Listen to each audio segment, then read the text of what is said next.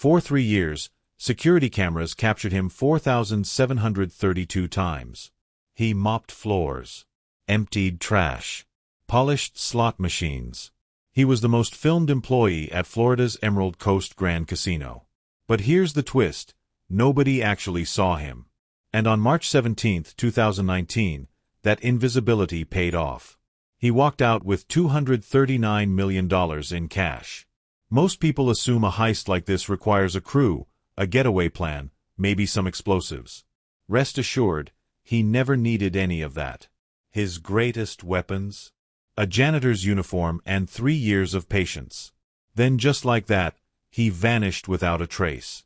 6 years later, the FBI still has 0 leads and has been chasing a ghost ever since. This is the story of how being forgettable became the perfect crime. Dominic Rainfall's shift at the Emerald Coast Grand Casino started the same way every night, 11 p.m. sharp. He'd clock in at the employee entrance, collect his cleaning cart from the maintenance closet, and begin his rounds through the sprawling 500,000-square-foot property. His routine was mechanical. North wing first, mop the floors near the high-stakes poker tables. Then the slot machine corridors, wipe down screens, empty ashtrays, restock coin cups. Public restrooms next, paper towels, soap dispensers, mirrors polished until they gleamed. Management adored him. His supervisor once called him the dream employee. Punctual. Dominic hadn't been late once in 3 years. Reliable. He picked up extra shifts without complaint. Quiet. He barely spoke unless spoken to, and even then, his responses were brief and polite. Yes, ma'am. No problem, sir. I'll take care of it right away. He wore the same faded blue maintenance uniform every shift, slightly too big for his frame, the name tag clipped crookedly to his chest. He kept his head down. He never made eye contact with casino guests. He didn't socialize with other employees beyond polite nods in the break room. When someone walked past him in a corridor, they'd instinctively step aside, barely registering his presence before returning to whatever thoughts occupied their minds. Casino security would later analyze every second of footage from Dominic's employment. He appeared in 4,732 separate clips over 3 years. Investigators studied each one, searching for red flags, suspicious behavior, unusual movements, moments where he lingered too long near restricted areas. They found nothing. In every single frame, Dominic was doing exactly what a janitor should be doing: mopping, cleaning, restocking, moving through the property like a ghost who left no trace beyond spotless floors and empty trash bins. That was the genius of it. Dominic understood something most people never consider. Visibility isn't about being seen. It's about being noticed. And the Emerald Coast Grand Casino had trained its staff, its security team, and its guests to notice threats: card counters, cheaters, aggressive drunks, suspicious characters loitering near cash cages. But a janitor? A middle-aged man in a maintenance uniform pushing a cart full of cleaning supplies? Nobody notices that. Nobody remembers that. Dominic had weaponized invisibility. For 3 years, he moved through one of Florida's largest casinos completely unseen, not because he was hiding, but because he'd made himself forgettable.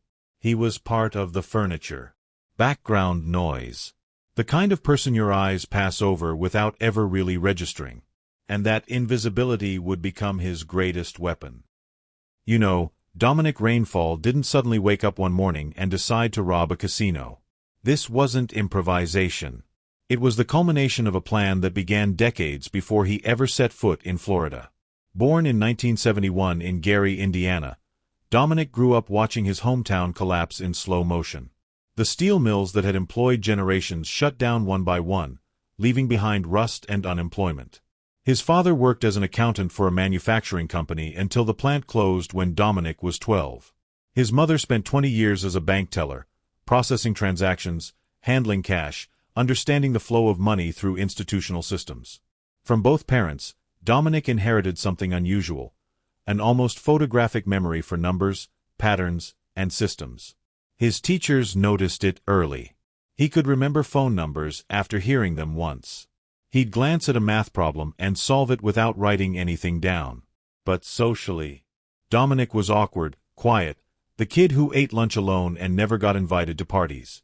In high school, while other teenagers discovered girls and football, Dominic discovered computers. This was the late 1980s, the dawn of personal computing, when most people still thought technology was a passing trend. Dominic taught himself programming languages from library books. He learned network architecture by taking apart his school's computer lab systems and putting them back together. And most critically, he became obsessed with security systems. How they worked, where they failed, how someone smart enough could exploit their weaknesses. He attended Purdue University on a partial scholarship, studying computer science and electrical engineering. His professors remembered him as brilliant but isolated. He'd spend entire weekends in the engineering lab, working on projects nobody assigned him, studying systems nobody asked him to understand. He graduated in 1993 with honors and immediately disappeared into a career that, in retrospect, looks less like job hopping and more like reconnaissance. His first position? A security consulting firm that specialized in casino protection systems. He lasted 18 months, long enough to learn how casinos monitor cash flow, how surveillance systems track employees, where the blind spots exist in even the most sophisticated setups. Then he moved on. Next came a bank in Ohio. Then an armored car company in Tennessee. A financial services firm in Georgia. A credit union in Alabama. Between 1993 and 2016, Dominic worked for at least 9 different companies, all connected by a single thread. They handled large amounts of cash, and they all relied on security systems to protect it. He was never fired. His performance reviews were consistently adequate, never outstanding enough to draw attention, never poor enough to raise concerns. He'd work for 18 to 24 months, learn everything there was to know about the company's cash handling infrastructure, then quietly resign and move to the next position. In retrospect, investigators believe Dominic wasn't job hopping, he was conducting research. Every job was a lesson. Every security system was a puzzle to solve. Every vulnerability he discovered was filed away in that photographic memory, waiting for the day he'd need it. He learned about RFID access cards in 1997. He studied surveillance camera blind spots in 2003. He understood cash reconciliation delays by 2008. For 23 years, Dominic Rainfall systematically mapped the weaknesses in America's cash handling infrastructure. He wasn't preparing for a job. He was preparing for the score of a lifetime. And in 2016, he found his target, not out of stumble but silent study. He studied us, our jobs, our systems, our habits, for 25 years before striking. If you're watching this, you're already one step ahead. However, we did advise that you do not be the next fool in someone else's blueprint. Subscribing is what doesn't make your blind spot become someone's payday. In early 2016, the Emerald Coast Grand Casino in Pensacola, Florida posted an opening for a night shift janitor. The position offered $11.50 per hour, no benefits for the first 90 days, and required availability on weekends and holidays. It wasn't glamorous work. Most applicants either didn't show up for interviews or quit within the first month. Dominic Rainfall applied under his real name.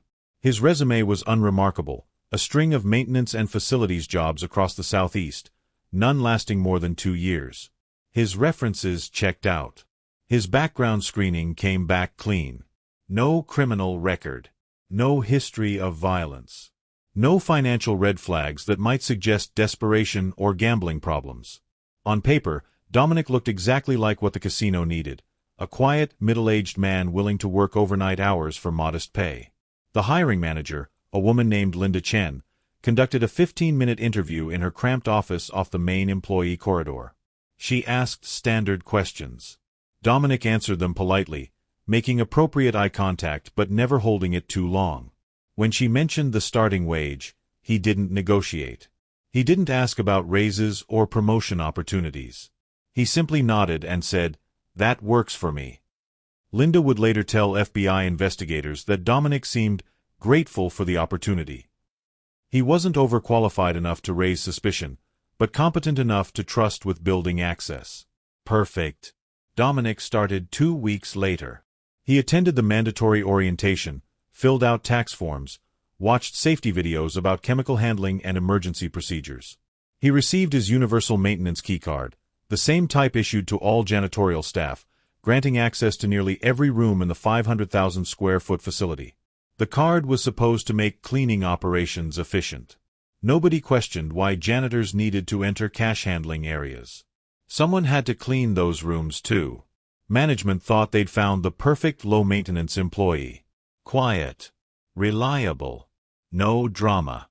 The kind of worker who shows up, does the job, and goes home without requiring supervision or causing headaches. The irony was staggering. The Emerald Coast Grand Casino had just hired a man who'd spent 23 years studying how to rob places exactly like theirs. They'd conducted a background check that revealed nothing because Dominic had never committed a crime. They'd interviewed him and seen exactly what he wanted them to see, a forgettable middle-aged man who needed a job. They handed him a keycard that opened their vaults. They gave him access to their security schedules. They let him work overnight shifts when surveillance was lightest and supervision was minimal. They had no idea what they'd just let inside. For the first 18 months of his employment at the Emerald Coast Grand Casino, Dominic Rainfall did absolutely nothing wrong. Not a single suspicious action. Not one deviation from protocol. Not even a minor infraction that might appear in a personnel file. He clocked in on time, performed his assigned tasks, and clocked out without incident. Night after night, week after week, month after month, Dominic was the model employee. But he wasn't just cleaning. He was studying. Dominic learned the casino's rhythms the way a musician learns a song. He noticed that cash movements were heaviest between 2 o'clock and 4 a.m., when high rollers cashed out and counting rooms processed the night's take. He observed that security shift changes happened at midnight and 6 a.m., brief windows when handoff protocols created small gaps in coverage. He memorized which surveillance operators took smoke breaks, and when, and for how long. He befriended people without them realizing they were being cultivated. Miguel, an IT technician who serviced the security systems, appreciated that Dominic always cleaned the server rooms thoroughly and never unplugged anything by accident. During their casual conversations, Miguel would complain about the outdated camera equipment, mention which systems were scheduled for maintenance, explain why certain corridors had coverage gaps that management refused to fund. Dominic never asked direct questions. He just listened and remembered everything. Rita worked the cash cage on the 3rd floor. She was a divorced mother of 2 who appreciated that Dominic cleaned her workstation thoroughly and never interrupted during busy periods. Over months of brief morning conversations, she mentioned the procedures for cash transfers, the timing of armored car pickups, the locations where the casino kept emergency reserves for high roller payouts. To Rita, these were just mundane details of her job. To Dominic, they were intelligence. Troy operated surveillance cameras during the graveyard shift. He suffered from chronic back pain and appreciated that Dominic sometimes brought him coffee during long nights. Troy would occasionally vent about the blind spots in camera coverage, maintenance corridors that management claimed were secured by access control and didn't need visual monitoring. He'd joke about how the casino saved money by leaving gaps in areas where nothing important happens anyway. Dominic filed every detail away in that photographic memory. His universal keycard became his research tool. Janitors accessed dozens of rooms every shift, so their card usage created constant background noise in the security logs. Dominic would deliberately spill something near a surveillance camera, then spend 15 minutes cleaning while studying the camera's coverage angle, its blind spots, where someone could stand and remain invisible to the lens. Over 18 months, he mapped all 2,847 cameras in the facility. He identified 17 critical gaps in coverage, mostly in maintenance corridors and cash handling areas that management assumed were protected by locked doors and access restrictions. But Dominic had the keys. And he knew exactly where the cameras couldn't see.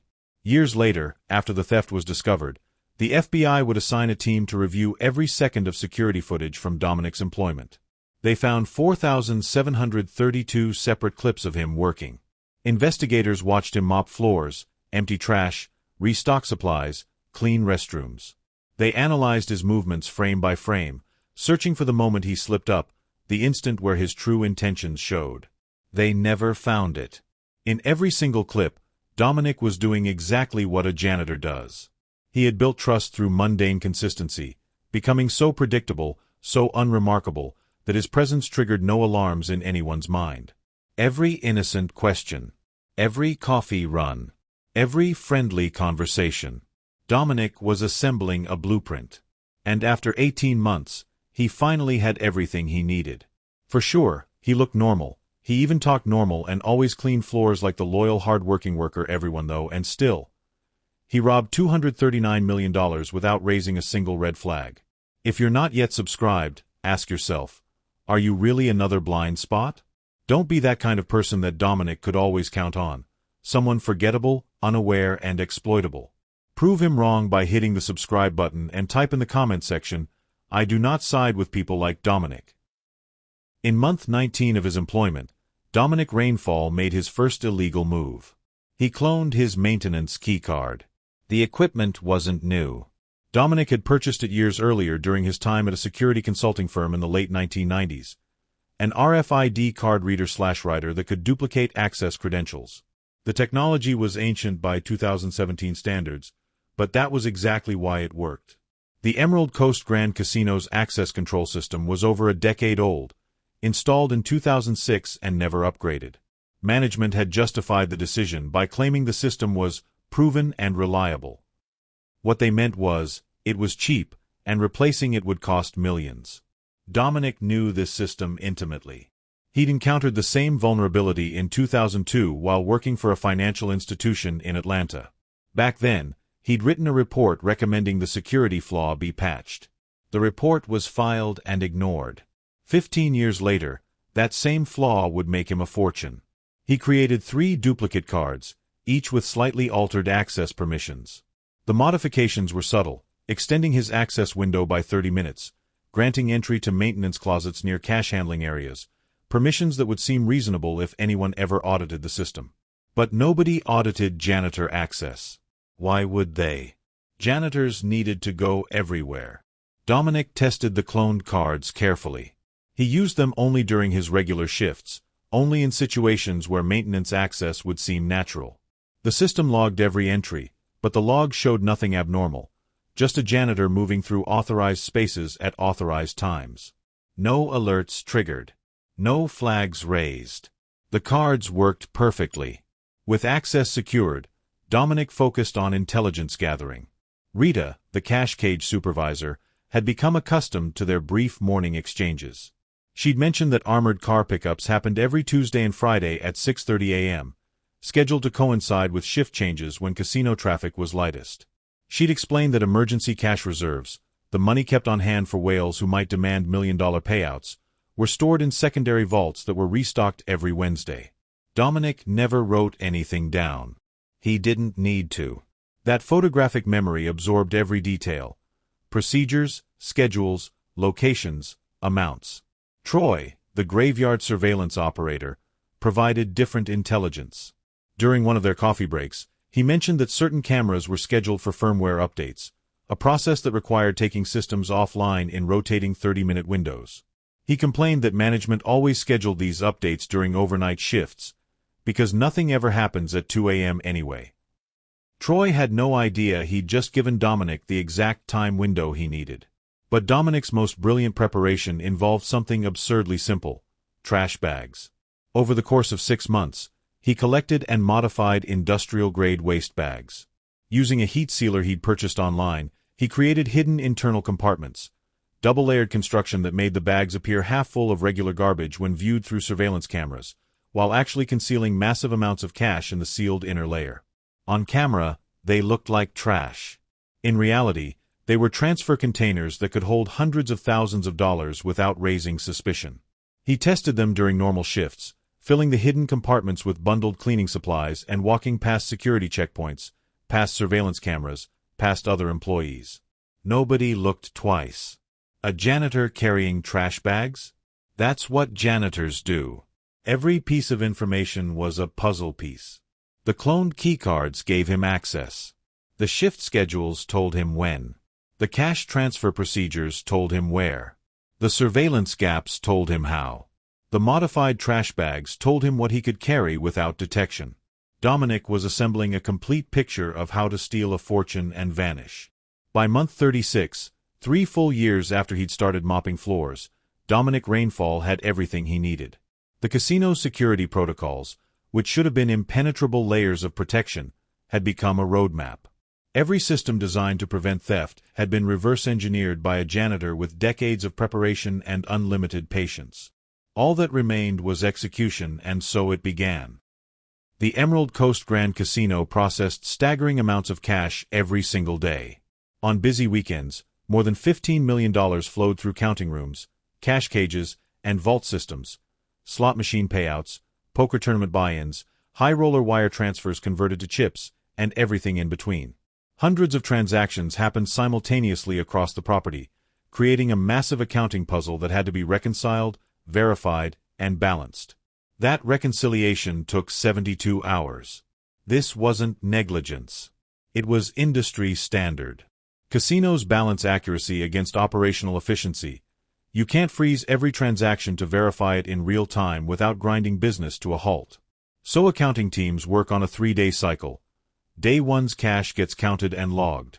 Day 2's discrepancies get flagged and investigated. Day 3's variances get resolved and reconciled. Only then does the complete financial picture become clear. For 72 hours, there's a gap between what's supposed to be there and what anyone has actually verified is there. Dominic had studied this vulnerability for years. He'd seen it at banks, armored car companies, and financial institutions across 2 decades of employment. The gap always existed. The question was whether you could exploit it before the numbers caught up with reality. His plan required precision timing across 3 consecutive nights. 7 targets total, the main counting room on the 2nd floor, 3 high-roller cash cages scattered across the property, 2 private VIP vaults used by whales who kept emergency funds on site, and the emergency reserve storage where the casino kept extra cash for unexpected high-limit payouts. Each location had different security protocols. The counting room had time-locked safes that opened only during scheduled windows. The cash cages had dual access requirements. 2 employees needed to authorize entry. The VIP vaults used biometric scanners combined with keycard access. The emergency reserve sat in a maintenance corridor behind a door that was alarmed after 7 a.m. but unsecured during overnight cleaning shifts. Dominic had mapped every protocol, every vulnerability, every brief moment when security gaps aligned. His window opened on Thursday, March 14, 2019, at 11:47 p.m., the exact minute when a scheduled system maintenance update would take 3 surveillance cameras offline in rotation. By Sunday, March 17, at 7 a.m., he needed to be gone. 72 hours. 3 nights. $239 million. Dominic intended to be a ghost before the numbers stopped adding up, and all it took was 72 hours for anyone to notice $239 million was missing. That's how broken the system is. And if you're just watching this without taking any action, you're no better than the casino managers who slept through the theft. We are pretty sure you aren't like them, right? Well, do just by liking and typing your theories. Prove you're not one of them. March 14, 2019. 11 p.m. Dominic Rainfall clocked in for his shift at the Emerald Coast Grand Casino exactly as he had for the previous 3 years. He collected his cleaning cart from the maintenance closet, checked his supplies, mop, disinfectant, paper towels, trash bags, and began his usual route through the north wing. Nothing about his behavior suggested this night was different from the 1,095 nights that came before it. He mopped the floors near the high-stakes poker tables. He emptied ashtrays in the slot machine corridor. He restocked paper towels in the public restrooms on the 2nd floor. Security cameras captured every mundane moment. If anyone had been watching in real time, and nobody was, they would have seen exactly what they expected to see, a janitor doing his job. At 1:23 a.m., Dominic entered the first cash cage on the 3rd floor. The timing was perfect. Troy's shift notes indicated this was a scheduled maintenance window, a 30-minute period when certain surveillance systems would be offline for firmware updates. The cash cage was empty, scheduled for cleaning. Dominic used his cloned keycard. The door unlocked without resistance. No alarms. No alerts. The system logged the entry as routine maintenance access. Inside, bundled stacks of cash sat in a storage cabinet awaiting the next day's armored car pickup. Dominic worked quickly but carefully. He removed $18 million in bills, 20s, 50s, 100s, and transferred them into the modified trash bags on his cleaning cart. The double-layered construction concealed the cash perfectly. On camera, the bags appeared half full of crumpled paper towels and empty cleaning product containers. In reality, they held more money than most people earn in a lifetime. The entire operation took 6 minutes. Dominic locked the cage behind him, continued his cleaning route, and pushed his cart toward the loading dock, a dimly lit area behind the casino where maintenance staff disposed of nightly trash. Limited camera coverage. High employee traffic. Nobody paid attention to janitors carrying garbage. Instead of throwing the bags into the compactor, Dominic transferred them to a nondescript white van he'd parked in a dark corner of the employee lot, obscured by dumpsters and delivery trucks. The van had been there for 3 weeks. Nobody questioned it. Maintenance vehicles came and went constantly. He returned to the casino, collected his cart, and finished his shift. Night 2. March 15, 2019. Dominic repeated the process. Different targets this time, 2 VIP vaults on opposite ends of the property, accessed during scheduled cleaning windows when the rooms were unoccupied. Another $87 million transferred to modified trash bags, moved through maintenance corridors with limited surveillance, loaded into the white van during his routine trash disposal runs. On camera, it looked like a janitor taking out garbage. In reality, it was the largest cash theft in Florida history unfolding in slow motion. Night 3. March 16, 2019. The final targets, the main counting room and the emergency reserve storage. Both locations required perfect timing. The counting room's time-locked safe opened at 2:15 a.m. for scheduled processing. Dominic accessed it at 2:18 a.m., well within the authorized window, his cloned keycard registering as legitimate maintenance presence.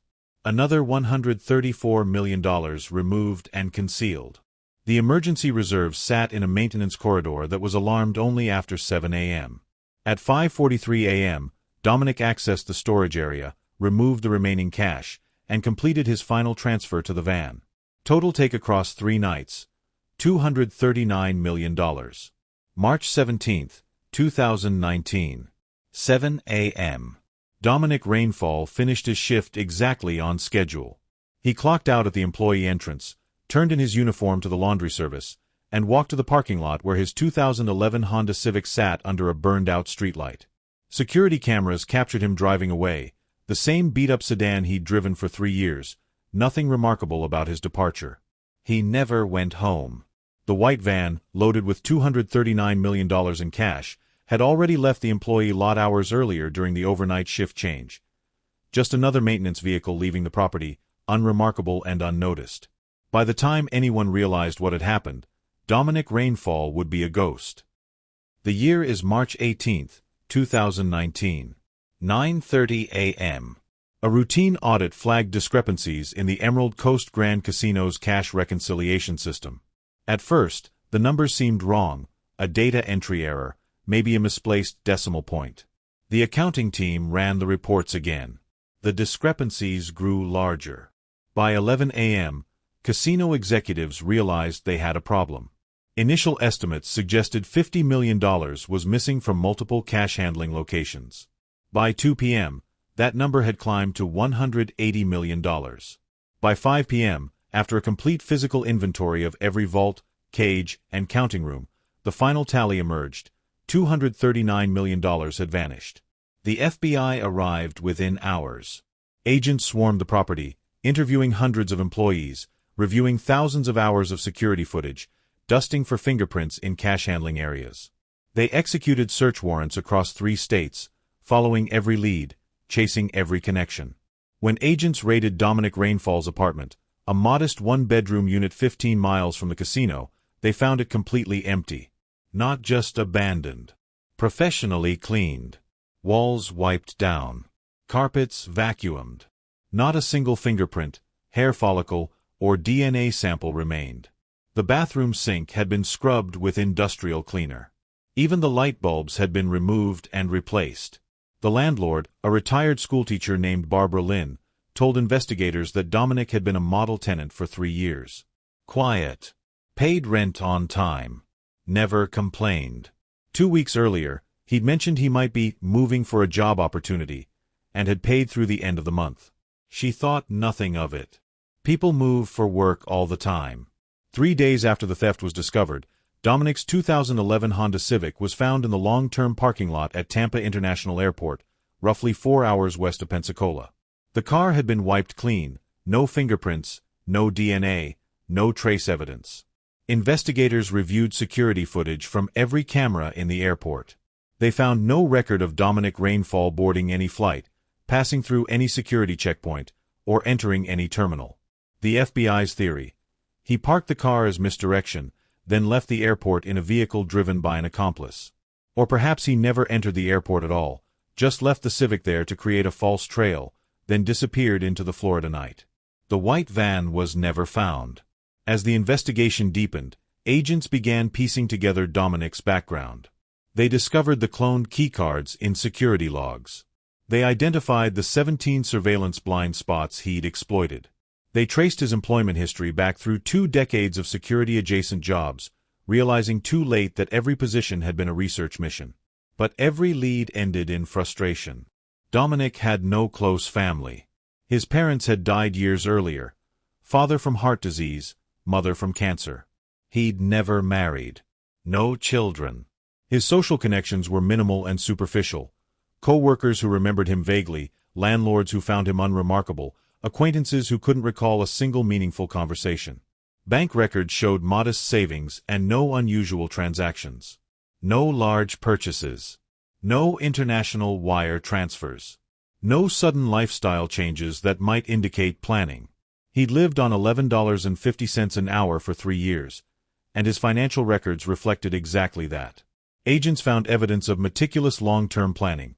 Rental car receipts from 2015 suggesting surveillance trips to Pensacola before he'd applied for the janitorial position. Purchases of technical equipment made years earlier under different names. Indications that Dominic had created multiple false identities decades before executing the theft. Ghost personas with clean credit histories and verifiable backgrounds, waiting to be activated when he needed to disappear. Most frustrating was the complete absence of a money trail. $239 million in cash should be impossible to hide. But Dominic had taken only commonly circulated bills, 20s, 50s, hundreds already in general use across the economy. No serialized currency. No marked bills. No way to track the money once it entered circulation. The cash could be anywhere. Buried in storage units, laundered through legitimate businesses, hidden in offshore accounts, or simply stacked in a basement somewhere waiting to be spent slowly over decades. The FBI realized they were hunting someone who'd spent half his life preparing to become untraceable. 6 years later, every lead has gone cold. 6 years later, there was no traces. The FBI can't find him, but he might be watching you. That's what scares us. Stories like this? They aren't fiction. They're warnings. If you're just consuming and not engaging, you're already behind. Drop your comments and theories. Rest assured we read through them all. Now 6 years later, Dominic Rainfall remains on the FBI's most wanted list. The reward for information leading to his capture has climbed to $5 million, funded partially by the casino's insurance company, partially by federal authorities who view the case as a matter of professional pride.